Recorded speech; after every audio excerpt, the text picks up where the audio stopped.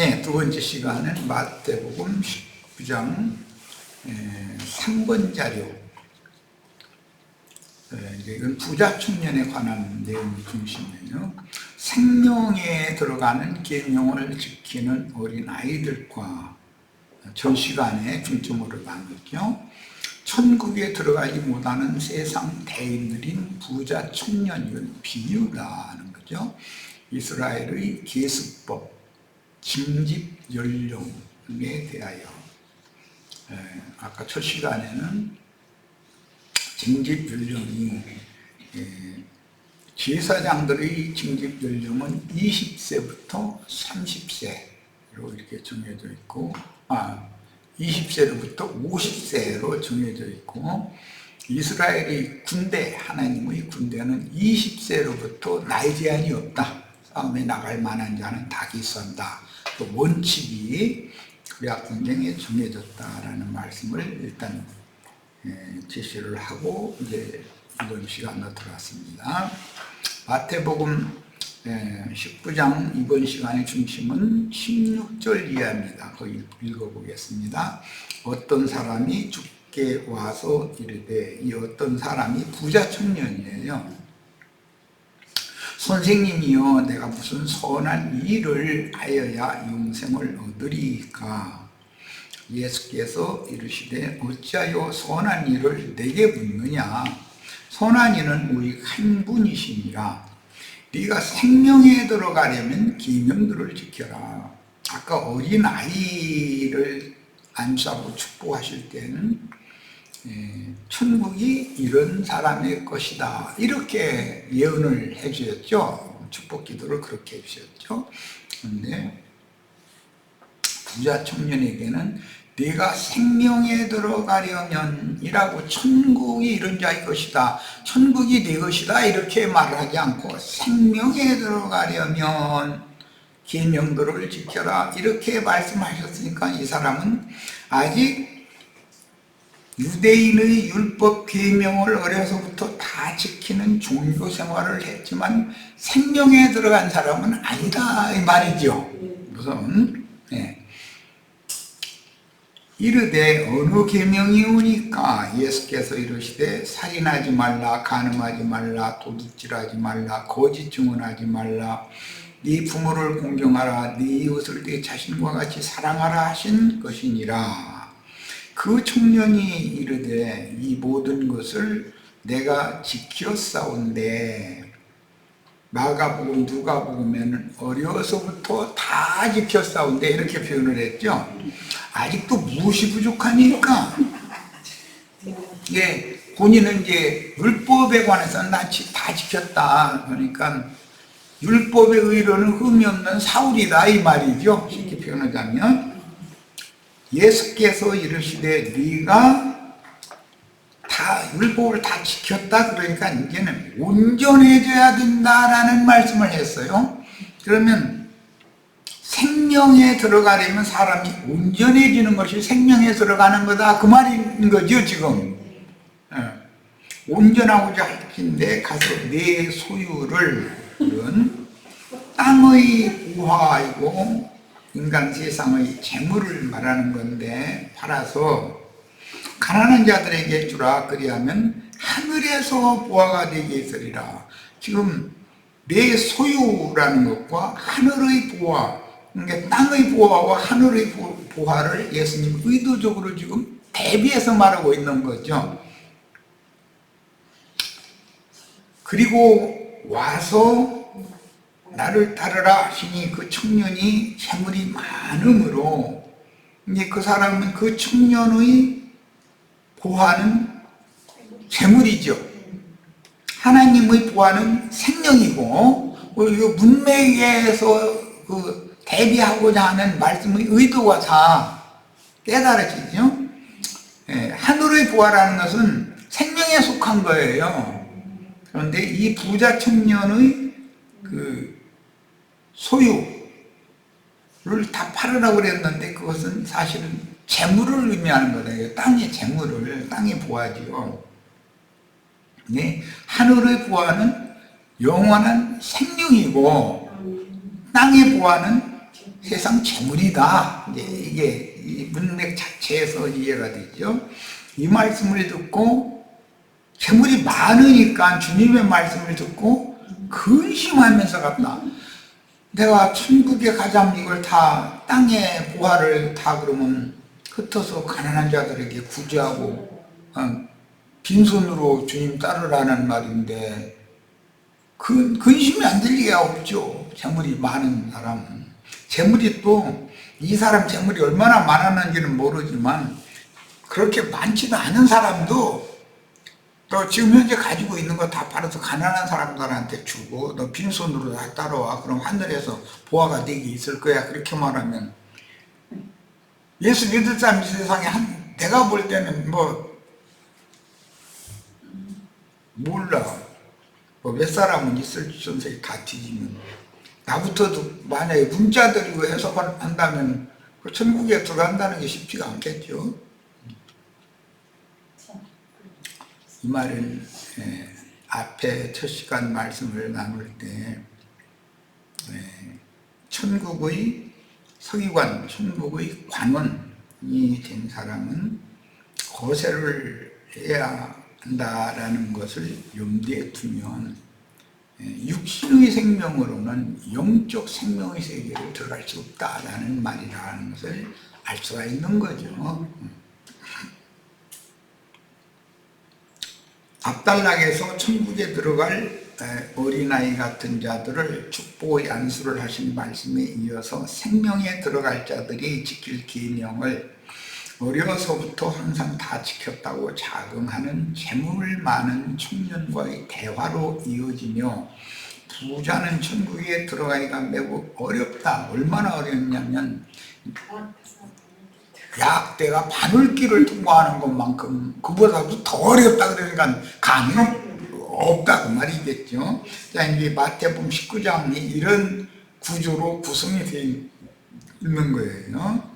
자, 그래서 어린아이만 천국에 들어갈 수 있다는 말씀과 그 부자의 본 뜻을 살피기 위해서는 이스라엘의 계수법을 먼저 살펴야 된다. 이스라엘은 원래 어린아이와 같은 자가 아니면 이 어린아이와 같은 자들 천국이 어린아이와 같은 사람의 것이다 라고 말씀하셨는데 문자대로 한다면 어린아이는 계수도 않는데 여자도 계수하지 않고 그런데 어떻게 천국에 들어가고 말이 안 맞는 말이잖아요. 그래서 성경의 의도는 어린아이라든지 부자 청년이라는 것이 다 대조하는 비유법으로 예수님이 어린아이 부모들도 만났고 부자 청년도 의도적으로 만났고 그 사건을 기록을 해서 오늘날 우리에게 구원의 말씀으로 남기게 하신 것이죠.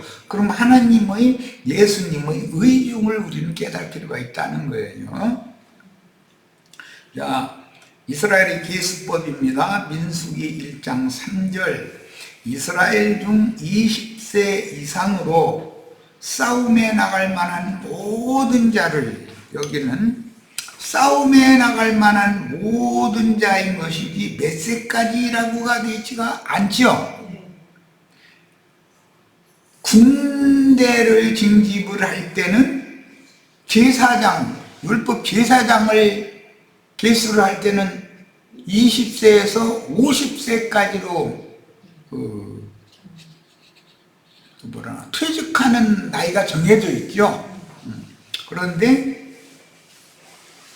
이스라엘 하나님의 군대로 징집되는 나이는 시작은 20세라는 것이 정해져 있지만 몇 살 먹은 사람까지 해야 된다라고 나이로 정하지 않고 싸움에 나갈 만한 모든 자는 다 계수한다 이렇게 돼 있다는 거예요. 성경 의도를 잘 이해를 하시기를 바래요. 너와 아론은 그 진영별로 계수를 해라 그랬어요. 민수기 1장 24절에 가지파인데 가스의 아들들에게서 난 자를 그들의 종족과 조상의 가문에 따라 20세 이상으로 싸움에 나갈 만한 자를 명수대로 계수했다. 몇 살까지 계수해라가 아니죠. 20세 이상에서 싸움에 나갈 만자는 80 먹었는데도 눈도 흐리지 않고 기운이 팔팔하고 뭐 말도 탈 수 있고 예를 들자면 칼도 휘두를 수 있고 그런 힘이 있으면 군대로 개수가 되는 거예요. 근데 제사장들과는 다르죠. 제사장들은 50세라고 한 연령이 제한이 있는데, 자, 이 민수 1장 26절입니다. 유다의 아들들에게 선한 자를 그들과, 이건 유다 지파께서 하는 거예요. 그들의 종족과 조상의 가문에 따라 20세 이상으로 싸움에 나갈 만한 자를 계수했다. 이렇게 되어 있어요. 20세 이상이라는 조건인데 몇 살까지가 아니라 싸움에 나갈 만한 자는 다 계수되는 거예요. 그러니까 85세 된 갈렙도 계수가 됐었던 것이죠. 예, 이런 성경의 의미를 이해를 하셔야 됩니다. 율법 제사장들은 20세에서 50세까지로 근무 연한이 정해져 있었죠. 네, 그 차이가 있습니다. 자,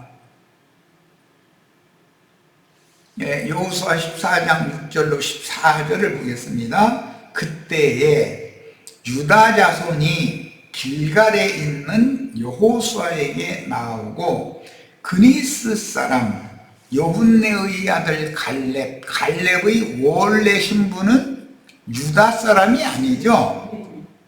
그니스 사람이죠. 이 그니스라는 사람 창세기 36장에 보면 그 족보 이야기에 보면 에돔 후손 엘리바스의 자손이에요. 그니스 혹은 그나스라고 그러는데, 그러니까 이방인이죠. 이 갈렙은 또 이스라엘의 초대 사사가 온니엘인데, 일대 사사가 온니엘이잖아요. 이 갈렙의 딸 악사를 아내로 맡게 된 사람이 온니엘이에요. 그 사람도 그니스 사람이라고 돼 있어요. 그러니까 갈렙과 온니엘은 먼 친족간이죠. 그런데 족속은 그니스 족속이에요. 이방 족속들이에요. 이방 족속들이 유다 지파의 군대 장관이 되었다는 이제 비밀이 여기에 이제 감춰져 있는 거예요. 갈렙이 여호수아에게 말하되 여호와께서 가데스 바네아에서, 이것은 12정탐을 모세가 파송할 때 그 이야기죠. 광야에서 당신에게 대하여 하나님의 사람 모세에게 이르신 일을 당신이 아는 바라 하고,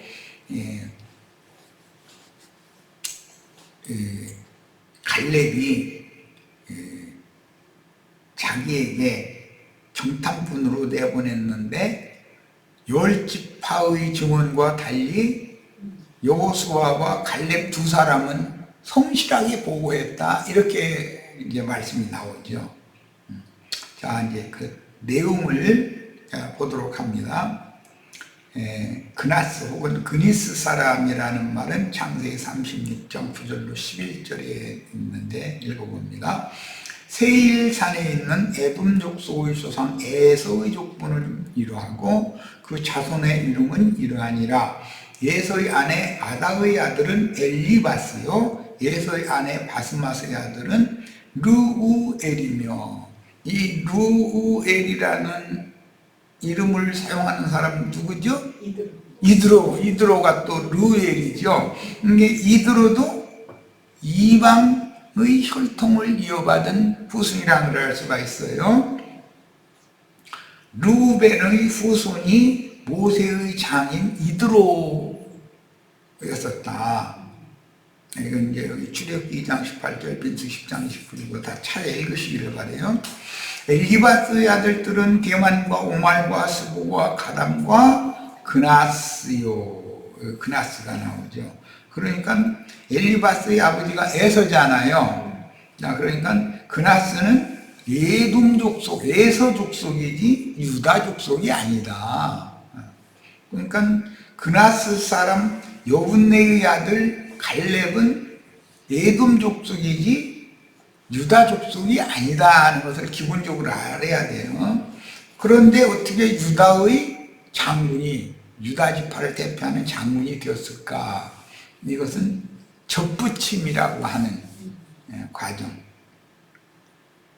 유다 지파 어머니가 에돔 족속 누구에겐가 결혼을 해서 갈렙을 낳았는데 남편이 죽어서 친정으로 돌아오면 그 호적이 복원이 되기 때문에 친정에 접붙임이 되는 것이죠. 친정 가문에. 그렇게 할 수도 있고, 갈렙이 유다 족속 여인과 결혼을 해서 자기 족속의 족보를 포기하고 처가 족보로 나는 그거 이제 귀화한다고 그러면 귀화라고 그러는데, 귀화하면 또 유다 족속이 될 수가 있죠. 그런데 갈렙의 먼 친척인 온니엘도, 그나스 사람 온니엘도 유다 지파의 군장 중 하나가 되고 이스라엘의 사사가 되었다라고 하는 것은 갈렙이 유다 여자에게 장가된 경우는 아니고 그 선대에 이미 피가 섞여져 가지고 에돔 족속의 그 족보를 포기하고 유다 족보에 입적이 되었다는 것을 알 수가 있는 것이죠. 본인들의 이야기가 아니다라는 거예요. 그 선대에 이미 그나스 족속이었지만 유다 족속이 되는 어떤 과정을 거쳤었다라는 것이에요. 야, 그 다음에 내 나이 40세에 여호와의 종 모세가, 이건 가데스 바네아에서 있었던 일이죠. 가데스 바네아에서 나를 보내어, 여호수아도 이때 정탐꾼으로 갔었죠. 이 땅을 정탐하게 하였으므로 내가 성실한 마음으로 그에게, 모세에게 보고하였고, 나와 함께 올라갔던 형제들은 백성의 간담을 돕게 하였으나 열 정탐은 좀 소극적이고 마음이 좋지 않은 보고를 했죠. 그런데 여호수아와 갈렙 두 사람만 하나님이 우리에게 그 땅을 주셨으면, 하나님이 주셨으면 우리가 가서 싸우기만 하면 우리 것이 된다라고 믿었던 것이죠. 성경은 전부 믿음의 계보를 말하는 것이 중점이니까, 나는 내 하나님 여호와께 충성하였으므로, 믿음으로 행하였으므로, 이제 그런 말이죠. 그날에 모세가 맹세하여 이르되 네가 내 하나님 여호와께 충성하였은즉 네 발로 밟는 땅은 영원히 너와 네 자손의 기업이 되리라 하였나이다. 이 말은 아브라함과 이삭에게 여호와 하나님이 하신 말씀이죠. 네 발로 밟는 땅은 너와 네 자손의 땅이 된다. 이건 전부 오늘날 이제 그 창세기 아브라함이 그 가나안 일경을 두루 이렇게 다니면서 땅을 밟았다 해가지고 기독교계가 땅 밟게 해가지고 예배당 세울 수 있는 그 어떤 땅을 이제 사는 그런 이야기들을 많이 이제 하고 그러는데, 이제 그런 부동산 이야기가 아니고 이것은 우리들이 이제 전도에 관한 말이기 때문에 우리들이 먼저는 전도를 위해서는 성경을 구비하는 것도 중요하지만 상대방의 마음을 얻어야 된다. 땅을 차지하는 문제니까 그런 것으로 이제 영적 적용을 잘 하셔야 되겠죠. 이제 보셔서 여호와께서 이 말씀을 모세에게 이르신 때부터 이스라엘이 광야에서 방황한 이 45년 동안, 실제는 회정한 기간은 40년이고 가나안 땅에 들어와서 여호수아가 10년 동안 그 땅을 정복하고 죽게 되는데, 여호수아가 가나안 땅에 들어와서 5년이 지난 때다 하는 걸 알 수가 있는 거죠. 이 45년이라고 하면 5년이 추가된 거잖아요. 여호와께서 말씀하신 대로 나를 생존하게 하셨나이다. 그냥 40세 때부터 45년 동안 더 살게 했으니까 지금 85세겠죠, 당연히. 오늘 내가 85세로 돼. 그랬어요. 그러니까 이스라엘의 징집 연령은 20세부터 싸움에 나갈 만한 모든 남자를 다 계수한다. 그럼 여기 우리 형제 자매님들도 모든 남자에는 다 들어갈 수 있죠. 모든 남자가 다 드셔야 되겠어요. 그럼 이제 나도 들어갈 수 있는 거예요. 이제 세상적으로 봐도.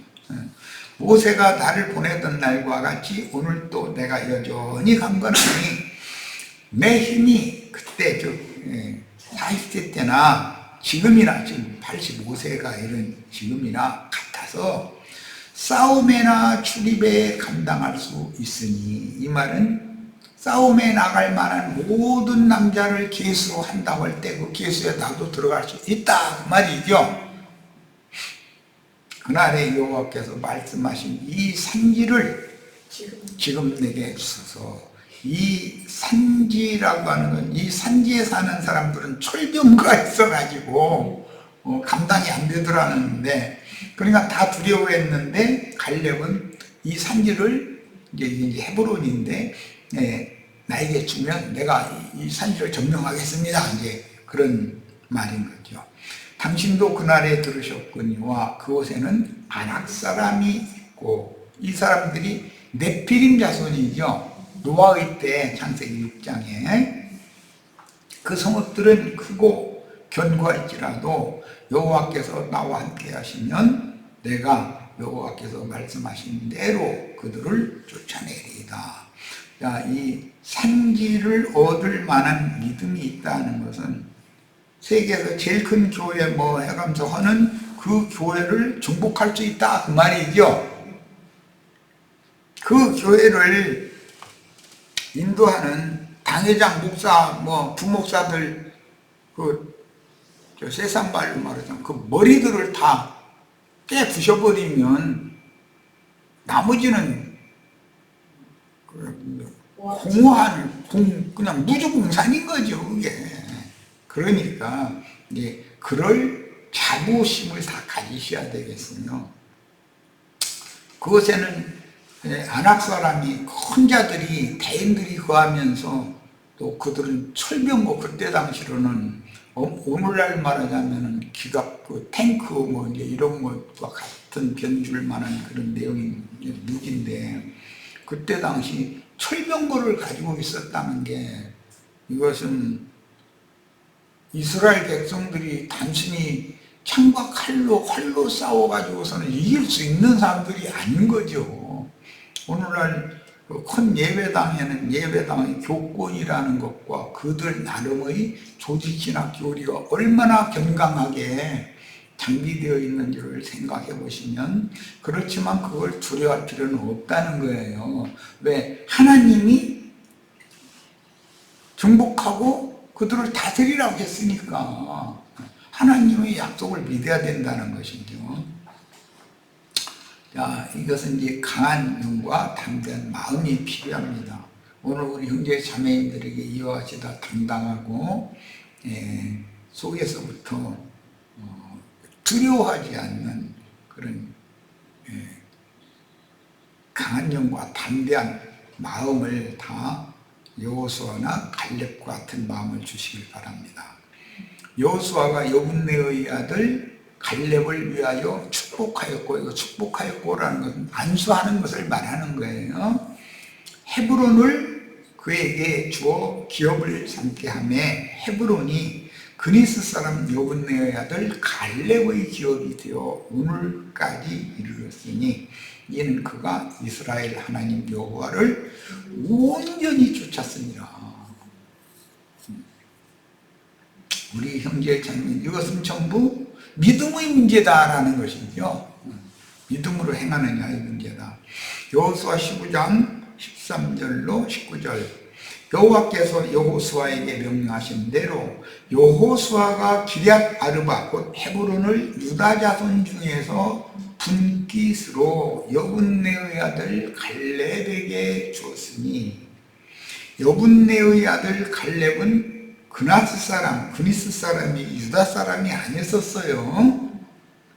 아르바는 아낙의 아버지였더라. 갈렙이 거기서 아낙의 소생 그 세 아들, 곧 아낙 자손이라는 건 큰 자들이라는 거잖아요. 세상 대인들을 상징하는 거예요. 그러니까 뭐 세상 이 세계에서 제일 큰 교회 보고 뭐 당회장 목사 몇만 명 모이고 이런 걸 자랑하는 사람들을 상징하는 거예요.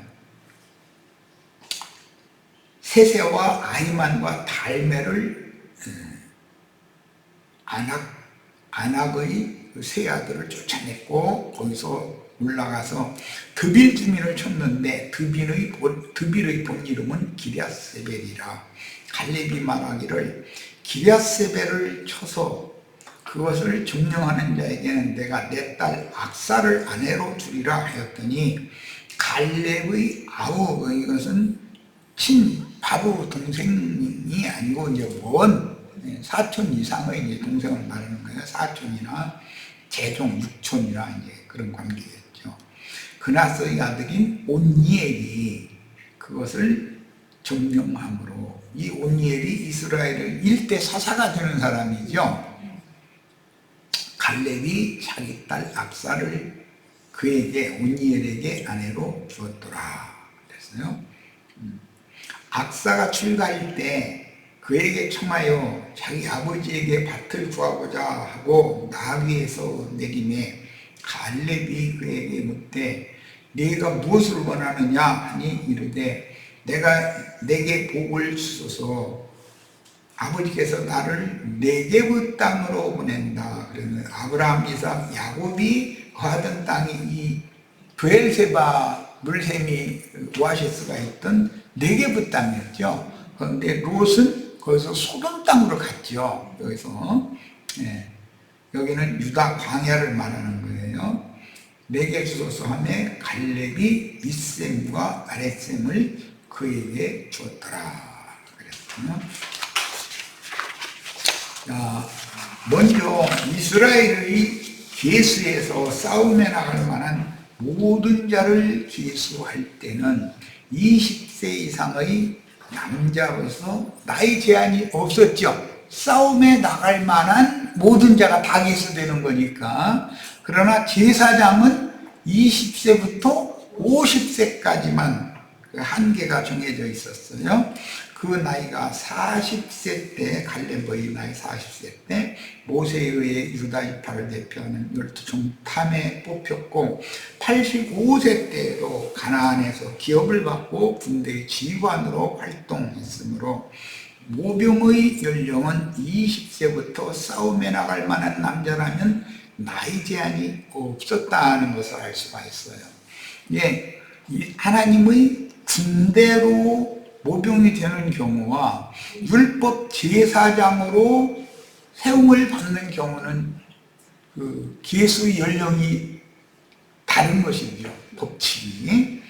마태복음 19장에서 이스라엘의 혼인과 이혼에 관한 하나님의 본래 의도와 신명기 24장 1절로 4절 율법을 다룬 후에 어린 아이를 가진 부모가 예수님의 축복을 받게 하려고 데려오니 주님은 천국은 어린아이와 같은 자들의 것이라고 설명하고 축복해 주시므로 천국의 혼인으로 생육하고 번성하라는 창세기 1장 26절 28절을 상기시켰습니다. 그러면 어린아이와 같은 자가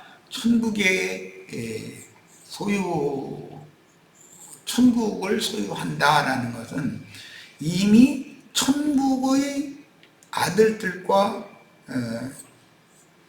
그 천국의 사실은 실상인 교회가 자녀를 낳으면 그게 천국의 농사가 생육하고 번성하게 되는 그 창세기 1장의 말씀을 실현하는 것이다. 오늘날 우리가 지금 이기는 자들, 하늘의 해를 입은 한 표적의 여자가 철장 권세자들을 많이 낳는 것은 그 하나님의 아들다운 아들들이 많이 생산되어지는 것은 결과적으로는 내 생물, 온 땅에 있는 모든 생물을 구속하신 그 내 생물이 바라고 원하는 바다.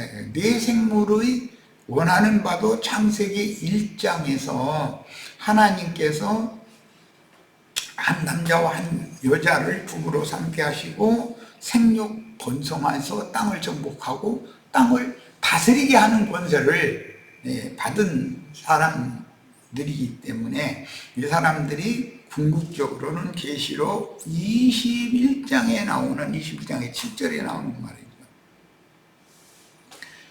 만물을 새롭게 하신 만물을 주님께서 새롭게 하신 만물을 유업으로 받는 후사들로서 그리스도와 더불어 제사장이 되어 천년 동안 또는 세세토록 왕노로 살 수 있는, 즉 다스릴 수 있는 자격을 얻는 자들이 많이 나타나는 것이 모든 피조물들 중에 구속받은 내생물이 원하는 바다.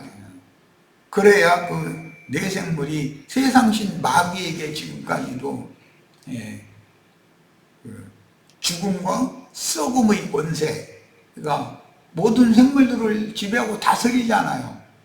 그런데 다시는 썩음을 당치 않고 영생하는 그런 생명의 세계를 유업으로 얻으려면 모든 피조물이, 사람이 구속받고 하나님의 아들다운 아들들이 되어져서 그 충만한 수가 나타나는 것이 모든 피조물들도 바라는 바다. 그래야 그들도 죽음과 썩음을 당하지 않고 영생할 수 있습니다.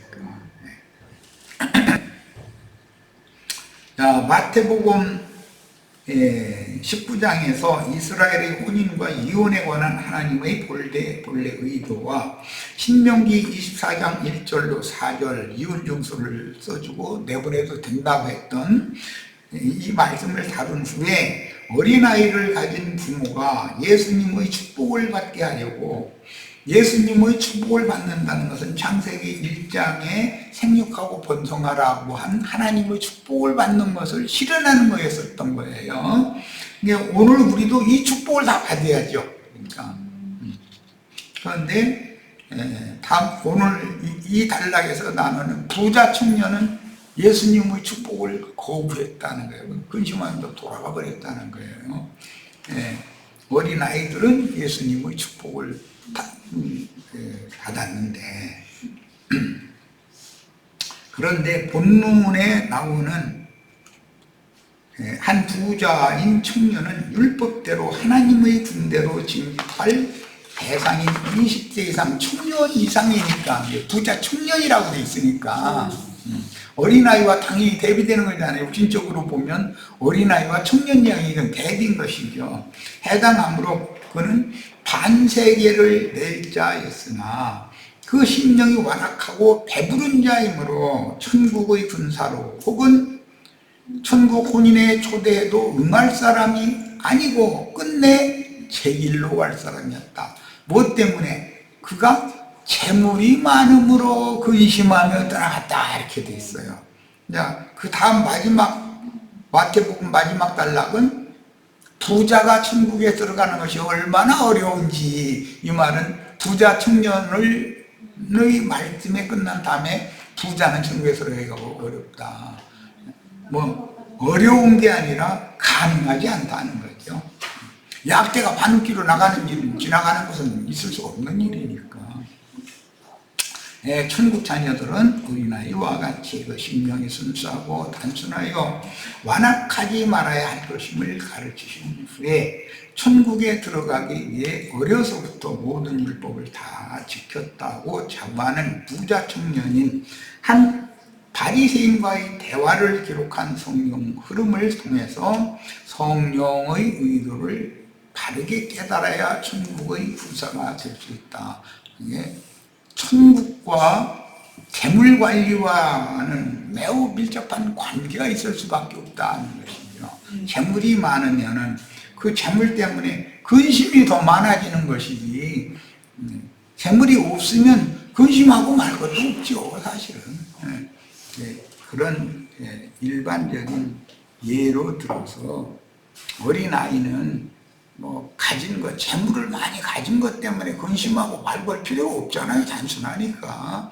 이런 것은 모두 사람의 영혼이 어떠한 심령의 상태여야 되는가. 19장의 최후 마지막에는 제자들이 나와서 주님 우리가 모든 것을 버리고 주를 따랐사온즉 이제 이렇게 말해요. 그러면 부자 청년은 버리지 못했기 때문에 선교사를 가지 못하고 떠나갔고, 제자들은 자신들은 주님이 부를 때 모든 걸 버리고 그냥 단순하게 주님을 따라 나갔지 않았습니까?